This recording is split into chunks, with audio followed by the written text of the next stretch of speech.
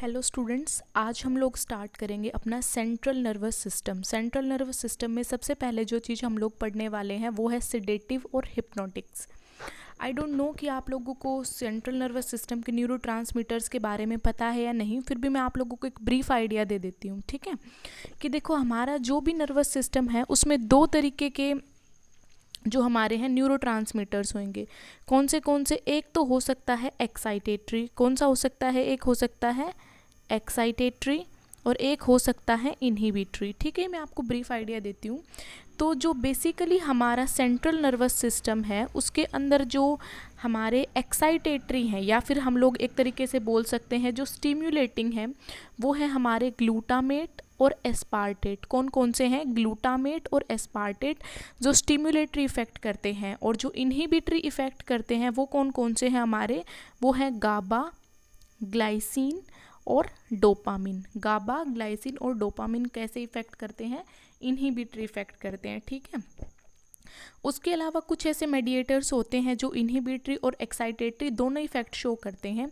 जो दोनों तरीके के इफेक्ट शो करते हैं उसमें हमारा कौन सा आता है? उसमें आता है एसिटाइल कोलिन, उसमें आता है नॉर एड्रेनलिन और आता है हमारा सेरोटोनिन। ठीक है, तो आप इस तरीके से याद कर सकते हैं कि इनहिबिटरी GA, ठीक है, इनहिबिट करता है हमारा, एक्साइट करता है हमारा GA ग्लूटामेट और एस्पार्टेट। जो इनहिबिट करता है GGD गाबा, ग्लाइसिन, डोपामिन। जो इनहिबिट भी करता है और एक्साइटेटरी भी करता है वो है ANS। ये ऑटोनॉमिक नर्वस सिस्टम नहीं है, ये है एसिटाइल कोलिन, नॉर एड्रेनलिन और सेरोटोनिन। ठीक है, उसके बाद हम अब अपना टॉपिक शुरू करते हैं, that is sedative and hypnotics. Sedative and hypnotics की क्लासिफिकेशन से भी पहले आप लोगों के लिए ये जानना जरूरी है कि what are sedatives and hypnotics. देखो, सिडेटिव्स वो होते हैं जो ऐसी ड्रग्स होती हैं, जैसे हम बहुत ज़्यादा एंग्जाइटी की स्टेट में हैं, बहुत ज़्यादा एक्साइटेड हैं। तो एक्साइटेड का मतलब ऐसा नहीं कि आप किसी फंक्शन के लिए एक्साइटेड हो, नो, मतलब जब ओवर एक्साइटमेंट, मतलब छोटी सी चीज़ के लिए आपको एंजाइटी होने लग जाए तो रिड्यूस करता है जो आपके एक्साइटमेंट को, वो होते हैं हमारे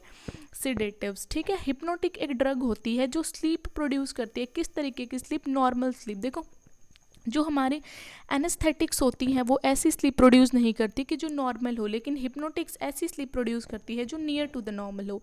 उसके बाद अब हम लोग देखते हैं इनका क्लासिफिकेशन में सबसे पहले है बेंजोडाइज़ेपाइंस। बेंजोडाइज़ेपाइंस, जब आप लोग हॉस्पिटल्स में जाते हैं तो नॉर्मली जो ड्रग्स यूज़ होती हैं वो बेंजोडाइज़ेपाइंस हैं। ठीक है, डॉक्टर फटाफट बोलेंगे कि एक सिस्टर एक मिडाज लेकर आओ। मिडाज मीन्स क्या? मिडजोलम, which is a बेंजोडाइज़ेपाइन।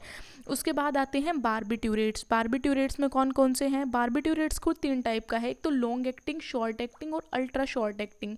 Ultra short acting मतलब जो बहुत कम टाइम के लिए रहते हैं। ठीक है, उसके बाद आता है हमारा नॉन बेंजोडाइज़ेपाइंस, और मिसलेनियस का मतलब है कि ये अलग अलग तरीके के हैं। ठीक है, सबसे पहले जो हमारे लिए मोस्ट इंपॉर्टेंट है या जो हमारे एग्जाम में सबसे ज़्यादा पूछे जाने वाला है वो होते हैं बेंजोडाइज़ेपाइंस। तो चलो स्टार्ट करते हैं। मैंने यहाँ पर जो आपको साइड में दिखा रखा है कि नॉर्मली जो बेंजोडाइज़ेपाइंस यहाँ यूज़ होते हैं और वो किस तरीके के दिखाई देते हैं, मैंने पूरा आपको फ़ोटो के साथ दिखाया है। ठीक है, हाँ, इनका जो मतलब अपीयरेंस होती है वो थोड़ी अलग भी हो जाती है। ज़रूरी नहीं है कि वो एग्जैक्ट ऐसे ही दिखाई देंगे आपको। ये तो ऐसा दिखाई नहीं दे रहा, मैम ने तो बताया था ऐसा दिखाई देगा, नो। बेंजोडाइज़ेपाइंस में सबसे पहले आता है हमारा, नेम है ये, डाइज़ेपाम, लोराज़ेपाम, क्लोनाज़ेपाम, क्लोरडाइज़ेपोक्साइड। ठीक है, क्लोरडाइज़ेपोक्साइड, मिडाजोलम जो मोस्ट कॉमनली यूज होती है, और एल्प्राजोलम जिसे एल्प्रेक्स बोलते हैं मोस्टली। ठीक है, उसके बाद अब हम लोग शुरू करते हैं बेंजोडाइज़ेपाइंस के मैकेनिज्म ऑफ एक्शन से। मैकेनिज्म ऑफ एक्शन हमने अभी थोड़ी देर पहले जब मैंने लेक्चर स्टार्ट हुआ तो आपको गाबा के बारे में बताया था। गाबा क्या होता है? गाबा का जो इफेक्ट होता है वो होता है inhibitory effect of on the CNS। तो अभी हमारी कंडीशन क्या है कि हम लोग ओवर एक्साइटेड हैं। ठीक है, तो ओवर एक्साइटेड में क्या है कि पोटेंशिएट, मतलब ये बढ़ावा दे रहा है इनहिबिटरी इफेक्ट ऑफ गाबा को। ठीक है, इनहिबिटरी इफेक्ट ऑफ गाबा को क्या कर रहा है? पोटेंशिएट कर रहा है, जिससे हमारा CNS क्या होगा?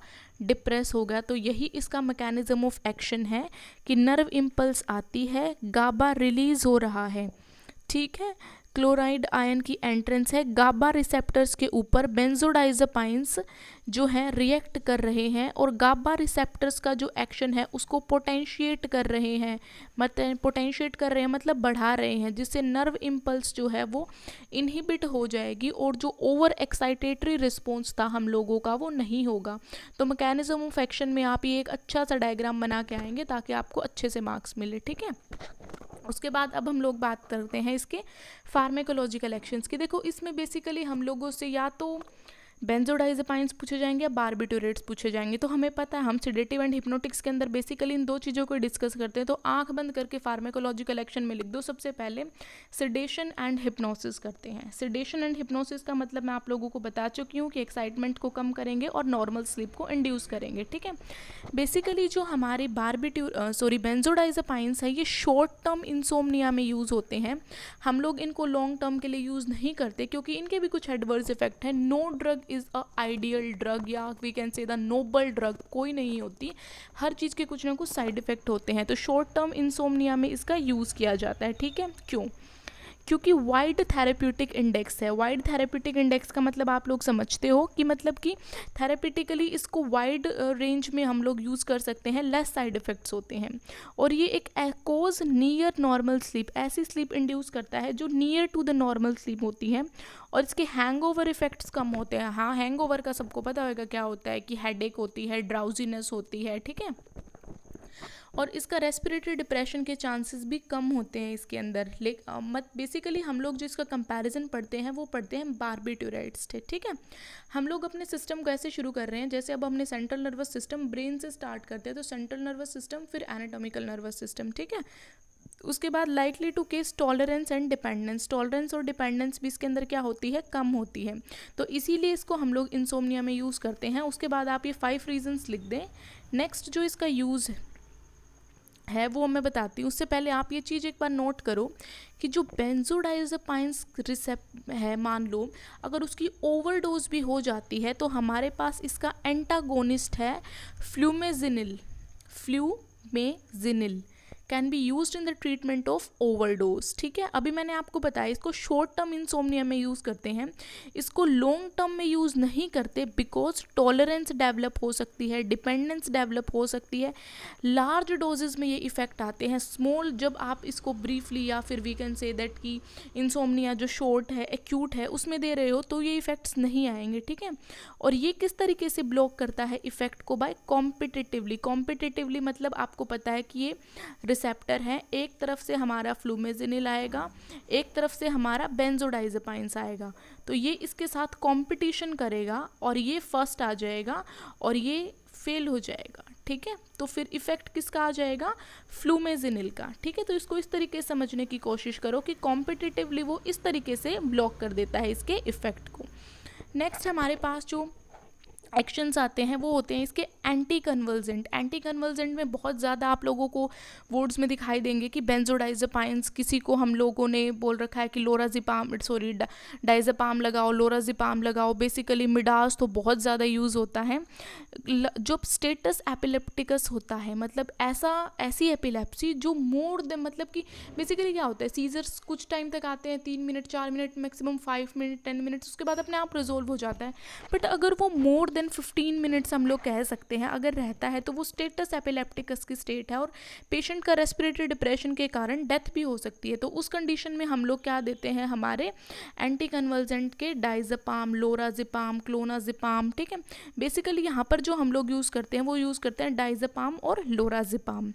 टेटनस में भी यूज़ करते हैं। फिब्राइल कन्वर्जन्स बेसिकली बच्चों में आते हैं जो कि बुखार होने के कारण होते हैं, उसमें भी हम लोग इसका यूज़ करते हैं। और जो एब्सेंट सीजर्स होते हैं, अभी मैं आपको आगे बताऊंगी कि एब्सेंट सीजर्स क्या होते हैं, बहुत इंटरेस्टिंग टॉपिक है, पूरा ध्यान से पढ़िएगा CNS को, ठीक है। उसके बाद और कहाँ कहाँ हम लोग इसका यूज़ करते हैं, और हम लोग इसका यूज़ करते हैं अपने diagnostic endoscopies and minor operative procedures में। जो माइनर ऑपरेटिव प्रोसीजर्स होते हैं थोड़ी सी सेडेशन के लिए हम लोग इसका यूज़ करते हैं, क्योंकि मेजर ऑपरेशंस में तो हम लोगों को एनेस्थेटिक का यूज़ करना होता है। जो थोड़े बहुत माइनर प्रोसीजर्स होते हैं वहाँ हम इसका यूज़ करते हैं। कॉन्शियस सेडेशन के लिए हम लोग इसका यूज़ करते हैं। कॉन्शियस सेडेशन की ज़रूरत कहाँ होती है, हमें यूज़ होती है जो हमारी मेंटल हेल्थ की कंडीशंस हैं, जहाँ पे पेशेंट को हम लोगों को हम बोलते हैं हिप्नोटाइज़ किया है, तो इस तरीके की कंडीशंस में, कॉन्शियस सेडेशंस में हम लोग ये यूज़ करते हैं। प्री एनेस्थेटिक मेडिकेशन के तौर पे यूज़ होती है। क्यों? क्योंकि पेशेंट को बहुत ज़्यादा एंजाइटी होती है कि पता नहीं क्या होगा क्या नहीं होगा, तो प्री एनेस्थेटिक मेडिकेशन के तौर पे यूज़ करता है कि एंजाइटी कम हो जाए। और दूसरा एमनीसिक इफेक्ट, कि पेशेंट थोड़ा सा भूल जाए कि उसकी सर्जरी होने वाली है या फिर ऐसा कुछ होने वाला है, ठीक है। और साथ ही साथ ये जनरल एनेस्थीसिया के साथ भी हम लोग दे देते हैं ताकि सीएनएस डिप्रेशन थोड़ा ज़्यादा हो जाए। एंटी एंजाइटी में यूज़ करते हैं, एज अ मसल रिलैक्सेंट भी ये यूज़ होते हैं, तो इसीलिए ये स्पाइनल इंजरी में भी यूज़ की जाती है। अब आप सोचो स्पाइनल इंजरी है, हम लोग बेंजोडाइज़ेपाइंस दे रहे हैं, क्या रीज़न है? तो इसका रीज़न यही होता है कि ये मसल टोन को रिड्यूस कर देता है। और ये आप लोग साइकेट्री में पढ़ोगे कि अल्कोहल विड्रॉल सिम्टम्स में भी जो हमारी फर्स्ट लाइन ड्रग होगी वो कौन सी होगी? बेंजोडाइज़ेपाइंस, ठीक है। और बेंजोडाइज़ेपाइंस में भी कौन कौन सी? डाइज़ेपाम और क्लोरडाइज़ीपॉक्साइड, ठीक है। ये थे इसके एक्शंस। इसमें आप एक एक एक्शन को लिख के और उसके बारे में एक एक लाइन एक्सप्लेन कर दो तो you will get full marks, okay. उसके बाद इसकी फार्माकोकाइनेटिक्स की अगर हम लोग बात करते हैं तो हम लोग जो नॉर्मली वर्ड्स में या तो ओरली देते हैं या आईवी देते हैं। रेक्टल रूट से बहुत कम में भी हम लोग चिल्ड्रंस को देते हैं, छोटे बच्चों को। और रेक्टल रूट में सिर्फ और सिर्फ हम लोग देते हैं डाइज़ेपाम, ठीक है। फार्माकोकाइनेटिक्स समझ आ रही है? उसके बाद वाइडली डिस्ट्रीब्यूट होते हैं ये बॉडी के अंदर। लीवर में मेटाबोलाइज होते हैं, एक्सक्रीटेड इन यूरिन। मोस्टली इनका सब कुछ सेम है जैसे किसी भी नॉर्मल ड्रग का होता है। हाँ, लेकिन इसमें एक चीज़ मेटाबोलाइज्ड लीवर में खास है कि कई बार क्या होता है, मेटाबोलाइज्ड लीवर के अंदर ये एक्टिव मेटाबोलाइट बना लेते हैं। कैसे? एक्टिव मेटाबोलाइट बनाते हैं, ठीक है। ये मैं आपको बताऊंगी कि एक्टिव मेटाबोलाइट क्या होता है। अभी के लिए आप सिर्फ इतना याद रखो कि ये एक्टिव मेटाबोलाइट बना लेते हैं। साथ ही ये क्या करते हैं, they can cross the placenta barrier. Placenta barrier को क्या कर सकते हैं, ये क्रॉस कर सकते हैं, मतलब इनका टेरेटोजेनिक इफेक्ट है, ठीक है। नेक्स्ट, अब देखो कोई भी ड्रग आइडियल ड्रग तो है नहीं, नोबल ड्रग तो है नहीं, तो उसके कुछ एडवर्स इफेक्ट्स भी होते हैं। एडवर्स इफेक्ट में कैसे याद रखोगे हम लोग? वैसे तो इसका वाइड मार्जिन ऑफ सेफ्टी होता है, सभी बुक्स में यही लिखा होता है, जनरली वेल टॉलरेटेड होता है। लेकिन इसके कुछ जो ये जनरल से साइड इफेक्ट्स हैं, उसके बाद मैं आपको इसके स्पेसिफिक साइड इफेक्ट्स बताऊंगी। क्या है? ड्राउजीनेस। अब ऑब्वियस सी बात है यार, नींद की दवाई ले रहे हो तो थोड़ा बहुत ड्राउजी रहेगा पेशेंट। कन्फ्यूजन भी रहती है, ब्लड विजन भी रहती है। एमनीशिया नहीं पता हो तो बता देती हूँ। Amnesia is the loss of memory, and it doesn't mean कि मेरी बिल्कुल मेमोरी लॉस होगी, समझ नहीं आ रहा कौन है कौन नहीं, but for a short period of time, ठीक है। डिसओरिएंटेड हो जाएगा पेशेंट। डिसओरिएंटेड का मतलब है उसे नहीं पता डे है नाइट है क्या हो रहा है, वो डिसओरिएंट रहेगा। और कई बार क्या होता है, टॉलरेंस और डिपेंडेंस डेवलप हो जाती है, बट लो डोजेज में ऐसा नहीं होगा। ऐसा सिर्फ होता है जब पेशेंट हाई डोजेज में ले रहा है, ठीक है। नेक्स्ट हमारे पास आता है जो इसके प्रॉपर मतलब कि जो मेजर साइड इफ़ेक्ट हैं। देखो, इसका टेराटोजेनिक इफेक्ट है, हमने मदर को दे दिया। लेबर के टाइम पे अगर हमने दे दिया तो ये रेस्पिरेटरी डिप्रेशन करा देगा, और जो न्यू बॉर्न होगा उसमें करा देगा हाइप्नोटोनिया। हाइप्नोटोनिया में देखो कि हाइपो मीन्स लेस, टोनिया मतलब टोन, मतलब कि मसल टोन कम हो जाएगी बेबी की। कुछ पेशेंट में ये पैराडॉक्सिकल इफेक्ट कोज करता है। अब पैराडॉक्सिकल का क्या मतलब है, पता है किसी को? मतलब पैराडॉक्सिकल मतलब कंट्रास्टिंग, लाइक कन्वर्जन्स और एंजाइटी, ठीक है। उसके बाद आता है एडिटिव सीएनएस डिप्रेशन। मान लो मैंने अल्कोहल ले ली और अल्कोहल के साथ साथ मैंने अपना डाइज़ेपाम भी ले लिया, तो मेरे को सीवियर सीएनएस डिप्रेशन हो जाएगा। तो आपको ध्यान रखना है कि जब आप पेशेंट को प्रिस्क्राइब करें तो उसे साफ साफ बोल दे कि you will not take alcohol with these drugs, okay. उसके बाद अगर आप लोगों को कोई शॉर्ट ट्रिक से लर्न करना है इसका अपने जो यूजेस होते हैं, तो आप इसको याद रख सकते हो। एसिड एज़ीपैम।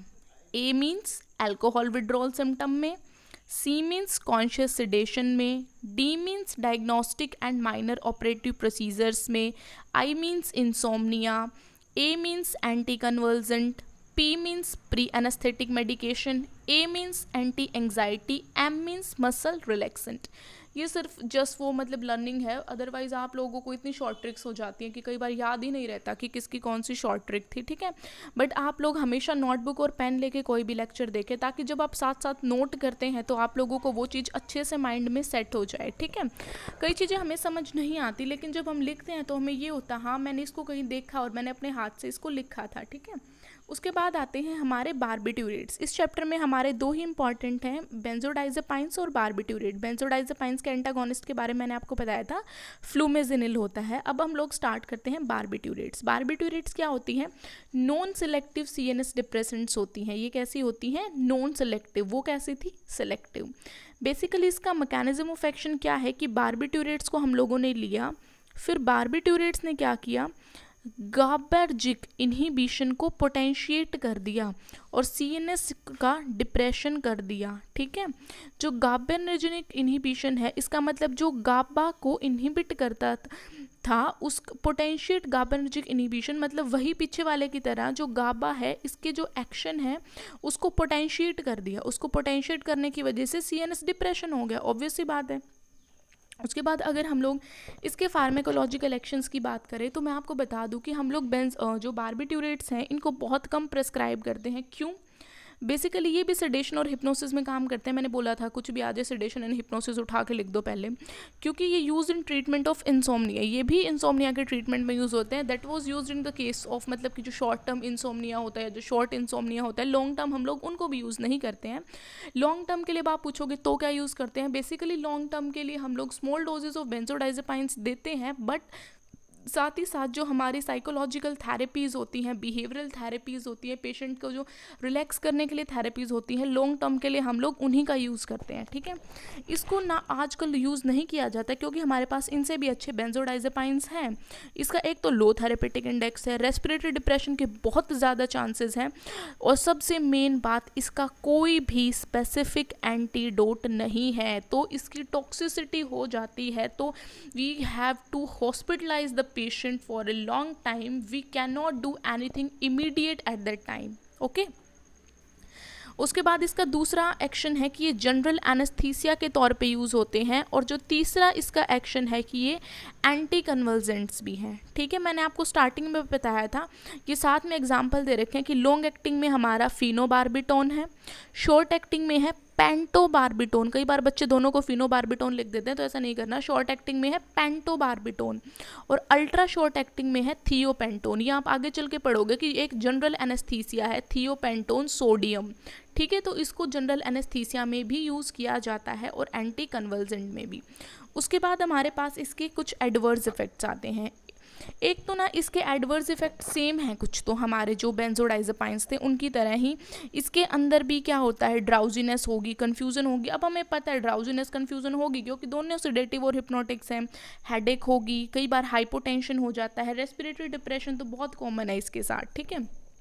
उसके अलावा इसमें क्या हो सकता है जो पिछले वाले में नहीं था, इसमें हो सकती है hyper sensitivity reaction. Hyper sensitivity reaction भी किस तरीके की, उसमें स्किन रैशेज होंगे या ईचिंग होगी। क्या होगी हम लोगों को? ईचिंग होगी या फिर स्किन रैशेज होंगे, ठीक है। उसके अलावा क्या होता है कि टॉलरेंस डेवलप हो जाती है, फिजिकल और फिजियोलॉजिकल डिपेंडेंस हो जाती है। अब फिजिकल और फिजियोलॉजिकल डिपेंडेंस का मतलब क्या है कि हम लोगों के अंदर फिजियोलॉजिकल सिम्टम्स अपीयर होने स्टार्ट हो जाते हैं अगर हम इस ड्रग को नहीं ले रहे हैं और हम इसके हैबिचुअल हो चुके हैं। पोरफायरिया का जो अटैक होगा वो इसमें बार बार आएगा। मान लो कि एक पेशेंट का पोरफायरिया ठीक हो चुका है, उसके बाद उसने ड्रग्स ली तो क्या वो फिर से अटैक आ जाएंगे। तो बेसिकली ये क्या करता है, प्रेसिपिटेट करता है पोरफायरिया का, तो इसीलिए कॉन्ट्रा इंडिकेटेड है पोरफायरिया में। ये एक बहुत इंपॉर्टेंट पॉइंट है। You can impress the examiner by writing this point. उसे लगेगा हाँ भाई बच्चे ने कुछ पढ़ा है, उसे कुछ आता है। उसके अलावा ये एक्यूट बारबिटोराइट पॉइजनिंग भी कर सकता है। इसका कोई एंटीडोट तो है नहीं, तो ये पॉइजनिंग कर सकता है। कई बार हमसे डायरेक्ट क्वेश्चन पूछ लिया जाता है कि मान लो आपके पास एक पेशेंट आया, उसको एक्यूट बारबिटोरेट पॉइजनिंग हो गई है, तो at the time as a staff nurse आप क्या करोगे? हम लोग कभी से पढ़ते आ रहे हैं फर्स्ट ईयर से, सबसे पहला काम है हमारा ABC मेंटेन करना, एयरवे, ब्रीदिंग, सर्कुलेशन, ठीक है। उसके बाद हम लोग देखेंगे कि पेशेंट का इलेक्ट्रोलाइट बैलेंस, हम उसका सोडियम पोटेशियम पूरा चेक कराएंगे कि सीरम इलेक्ट्रोलाइट लेवल क्या है। उसके बाद गैस्ट्रिक लेवाज, लेवाज का मतलब पता है कि कुछ लेना, क्या करेंगे गैस्ट्रिक लेवास में, स्टमक वॉश करेंगे। सबसे पहले हम लोग क्या करेंगे, एक्टिवेटेड चारकोल डाल देंगे, जो क्या करेगा, एक्टिवेटेड चारकोल क्या है, एक एड्जॉर्बेंट है जो अपने यहाँ ऊपर फिनोबार्बिटोन को एड्जॉर्ब कर लेगा। और उसके बाद endotracheal intubation is performed before gastric lavage. Gastric lavage से पहले हम लोग ईटी इंट्यूबेशन भी कर देते हैं ताकि पेशेंट को अनकॉन्शियसनेस में हम लोग प्रोटेक्ट कर सके, ताकि कोई एस्पिरेशन ना हो। उसके अलावा हम लोग यूज़ करते हैं एल्कलाइन डायूरेसिस। एल्कलाइन डायूरेसिस क्यों यूज़ करते हैं हम लोग, मान लो कि उसने कुछ अमाउंट जो है उसका वो एब्जॉर्ब हो गया है ड्रग का, तो एल्कलाइन डायूरेसिस से क्या होगा, वो यूरिन के थ्रू एक्सक्रीट आउट हो जाएगा। और इंट्रावीनस सोडियम बाइकार्बोनेट जो है वो यूरिन को एल्कलाइन बना देता है, ठीक है। उसके बाद अगर मान लो कि पेशेंट को बिल्कुल रीनल फेलियर हो गया है, तब हम लोग उसका करते हैं हेमोडायलिसिस, अगर रीनल फेलियर का पेशेंट है।